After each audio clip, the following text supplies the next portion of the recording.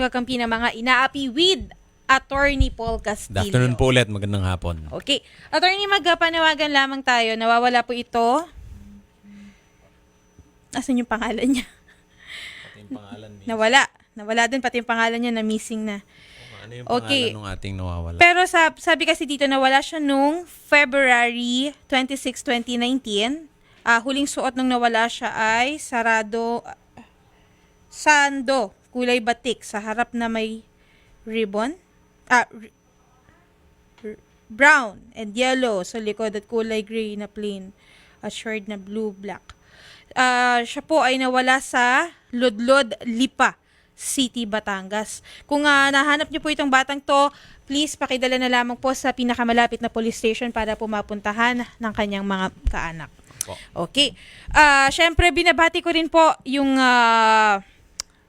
OFW po natin, sila Ednaline Gadiaza Morla and sa kanyang husband na nasa Denmark, si Josie Asprer and Gaha family from Moscow, Russia, Malu of Abu Dhabi, Irish and Ami sa Dubai, Yen of Germany, Ivory of Belgium, and Sara ng Hilangos, Leyte. Gayon din po kay Ruel Cantoria, Sharon Kirante ng Davao City, and Romel Aguilor sa Paris, France. And syempre sa mga chocolate designers po sa Abu Dhabi, sila McCoy, Jane, Rona, Bebe, Riza, and Randy, Rona, ng chocolate designers po ng Abu Dhabi.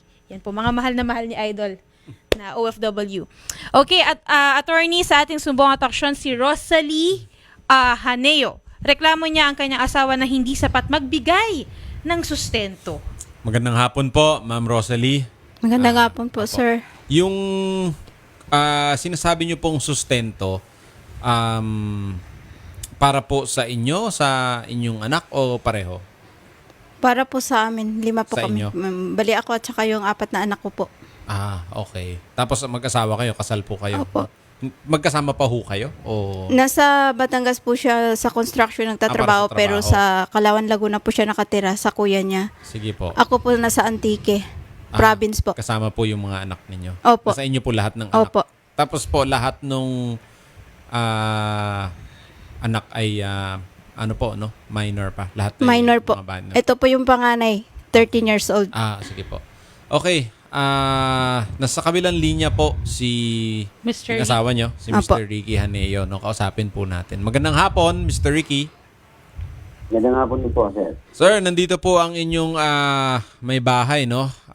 Dumulog po siya na hindi daw po sapat ang pagbigay ng inyong sustento.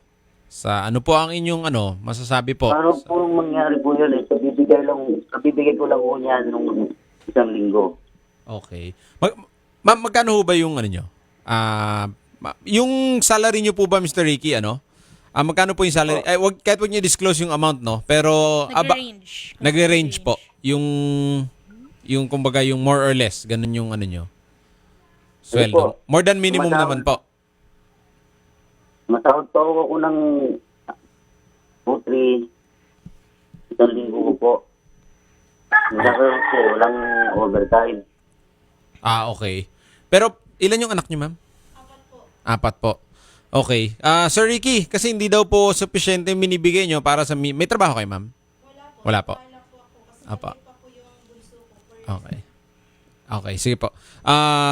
Sir Ricky, kulang daw po no yung binibigay ninyo na sustento para sa yun nga, anak ninyo sa I guess yung kanilang kakainin at pag-aaral nila at para mga gastusin sa bahay.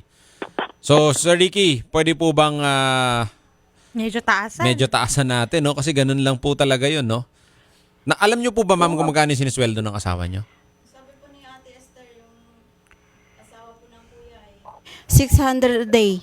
Tapos sa... Hindi naman po ganun kalaki po yung sinasahod ko sa araw-araw. Oo.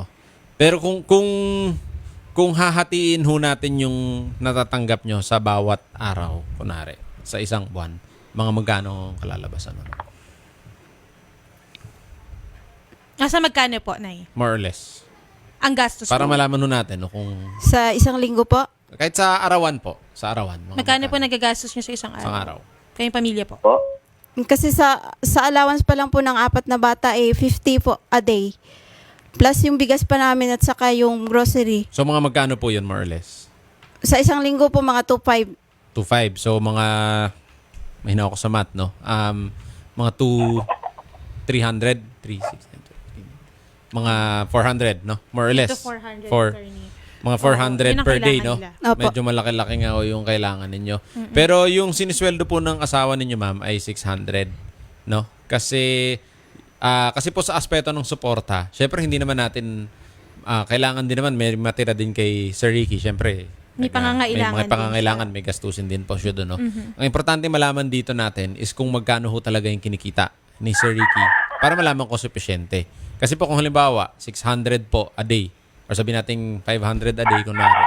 Tapos kung 400 a day mapupunta sa inyo, well, kung kaya niya. Pero kung masyado ding maliit yun para sa sarili niyang gastusin doon, makamirapan. Sir Ricky, sabi po ng asawa ninyo mga 600 daw po yung kinikita ninyo? Hindi naman po ganun totally po, ganun kalaki pong sinasahod sa isang araw. Okay. Meron ho ba kayong payslip sa pinagtatrabahuhan ninyo? Mayroon po. Baka po pwede nyo bigay sa misis ninyo. Okay lang ma'am, makita nyo yung payslip. Nakita nyo ho ba dati? Hindi. Hindi po. Po? Hindi po. Sa probinsya po ako eh. Ay, kahit pinadala, ganun. Wala po. So sir, pwede ho kayo magpadala ng payslip sa inyong misis? Payslip po. Payslip po, Payslip. payslip para lang po makita natin, no, kung makita po ni misis kung magkano yung sinisweldo ninyo. At least lang para kung ganun lang talaga kung ganun talaga yung kinikita ninyo, at least makampante man ho kayo, no, na yung natatanggap ninyo Kaya ay nga po, sinabi ko na po yan sa kanya nung isang linggo. Nung nagpadala po ako sa kanya. ayun nga po, pero Kasi gusto niya po sanang syempre si Mrs. gusto niya ho malaman kung magkano talaga yung Opo. kinikita ng kanyang asawa. Kasi po syempre Mr. Ricky, no, yung inyo po kinikita ay ayon sa batas ay pera din ng inyong asawa. Alawan Nasa Laguna po siya. Oo nga po. Nasa Ano Palawan. ano po ang ginagawa niyo dyan sa Laguna, sir? Nagtatrabaho ho kayo dyan sa Laguna? Dali po, nakikitira po ako dito sa mga kapatid ko po. Kasi po nandyan po yung trabaho ninyo. Batangas po. Hindi po, nasa Batangas Batangas, so mas malapit ho kahit papano. po. Opo. Kasi nga, taga-Antique ho kayo, no? Opo. Hindi naman practical na magbalikan. Ikaw, Bibi, gusto mo bang kausapin ng daddy mo? Ano, Sir Ricky, kausapin ka ng anak nyo, ha? Si Ricky sige. Jr. po. Ricky Jr. Oh, Sir Ricky, ito yung anak mo, si Ricky Jr. Sige, kausapin mo tatay mo. Pa. Sige, Oo na. sabi yung papa mo. Sige. Salita ka na. Sige, kuya. Magpadala sa ng tama at nag-aaral kayo. Sir Ricky, yung inyo pong anak ay umiiyak na po dito. Opo. Hindi mo man lang po ba kayo maawa sa anak niyo, sir? Kausapin niyo po yung anak niyo, sir, kasi iyak po na iyak dito. Sige, kuya, kausapin mo. Sige na, magsalita ka na.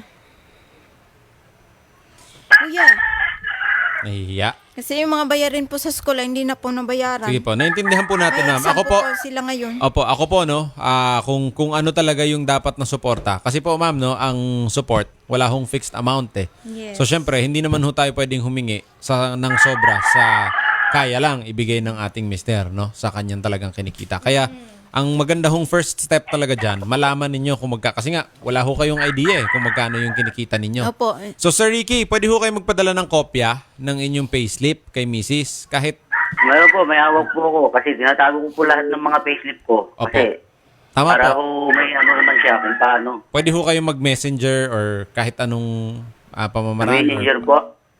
Opo, kahit anong kung mapadala nyo, mag-Viber kayo or kung ano man, no? Or magpadala ho kayo ng LBC, ng kopya, ganyan. Pwede po ba kami magpirmahan, sir, ng iaabot ng pera sa amin? Pwede naman. Kung magkano? Well, pwede naman ho talaga yon, no? Maganda. Pero ang first step is malaman ho natin kung magkano yung sweldo ng inyong mister. Tapos, Sir Ricky, okay lang sa inyo na ilagay ho natin sa isang maayos na usapan yung pagtanggap Opo, wala ng pong suporta. problema po. Sige po, no? Kasi kung ano po to, no? Para syempre, naintindihan nyo naman, para sa kinabukasan din ng anak nyo na, yun nga, hindi na nakapagsalita, naiyak na eh. Anak nyo din po ang Apo. makikinabang Oo. doon, So, Sir magsimula Ricky. po tayo doon sa payslip nyo para malaman ho natin kung magkano. Opo, lahat po ng payslip po, tinatago ko po kasi Sige po, pwede yung para padala, po ano. padala nyo. Kailan nyo ho kaya pwedeng ipadala? Mamaya? Pwede naman po Bukas?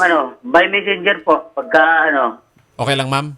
Picture? After po nito, magpapadala po siya, Nay. Picture. Okay po? Okay lang po. Kung magpirmahan na lang po kami dito sa barangay. Pwede naman, ma'am. Pwede naman. Ang ano lang natin, gusto nating makita. Gusto ko kasi sanang malaman. Kung ano yung sir, sinabi. itatanong ko lang po sana kung ano po yung nireklamo niya. Hindi daw ho kayo sapat magbigay ng sustento. Ayun na nga po, sir. Yun na, hindi ko po Sinasabi ko sa kanya kung magkano lang po yung sinasahod ko sa isang linggo. Yun nga po, kasi... Kaya nga po sinasabi ko sa kanya, ang salary ng isang linggo ko po ay, kasi may mga bawas po sa akin eh.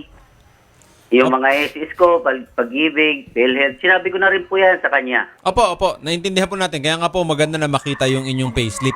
Pero- Doon po talaga magsimula. Pero, Sir Ricky, ba't po hindi na kayo nauwi kila Miss Rosalie?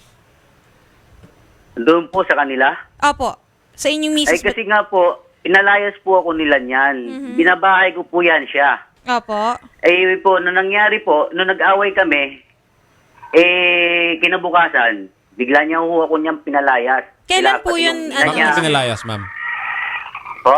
Pinalis ko po siya sa amin at natatakot ako baka mapatay siya ng kuya ko. Oh, Dahil- kaya po niya, yung ang ganyan, sabi yung po lagi ng- niyang sinasabi sa akin, yung pinagtatakot niya sa akin po niyan, ganyan. Mm. Siyempre po, totally, yung sinabi niya sa akin, total, hindi naman ho ako taga roon, pumalis na lang po.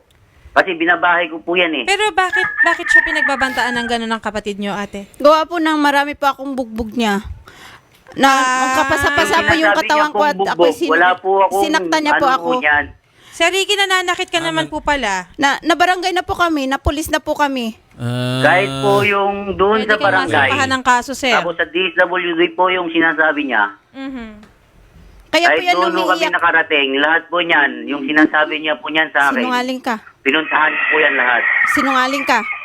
Kaya umiiyak tong anak mo, hindi makapagsalita. Di natin alam yun na may ganun palang Dahil aspeto. pag sinaktan mo yung mga anak mo, nalabas na yung tae nila at saka binubugbog mo pa rin. Niyayakap ko lang para ako Kung gusto matatamaan niyo, ng ma'am, belt.